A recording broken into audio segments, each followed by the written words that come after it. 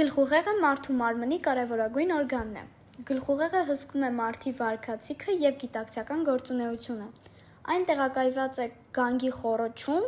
որի ոսկրերը հուսալիորեն պաշտպանում են արտաքին վնասակար ազդակներից։ Հասուն մարդու գլխուղեղի կշիռը 1200-ից 1400 գրամ է, նորածնինը 350 գրամ։ Այն վերջնական մեծության է հասնում 20 տարեկանում։ Գլխուղեղը կազմված է ծայրային ուղեղից, մեծ կիսագնդեր, առջևի ուղեղ, միջանկյալ ուղեղից, միջին ուղեղից, կամուրջից, երկարավուն ուղեղից և ուղեղիկից։ Երկարավուն ուղեղը, կամուրջը, միջին և միջանկյալ ուղեղները կազմում են ուղեղաբունը։ Երկարավուն ուղեղ։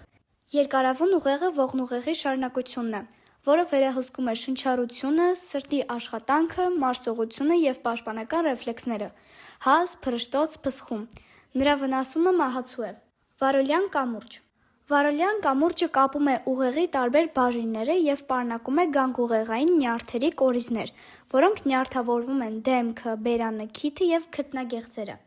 Միջին ուղեղ։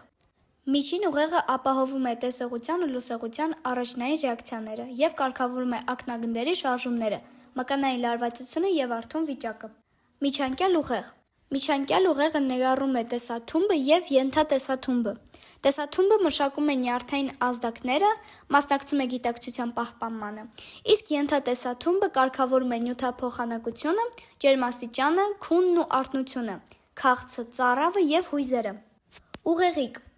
Ուղեղիկը կարգավորում է շարժումների կոորդինացիան ու հավասարակշռությունը։ Նրա վնասման դեպքում առաջանում է դող, անհամաձայն շարժումներ և հավասարակշռության խանգարում։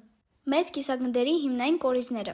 Մեծ կիսագնդերի հիմնային կորիզները մասնակցում են շարժումների կազմակերպմանը։ Նրանց վնասման դեպքում առաջանում է դող և շարժումների խանգարում։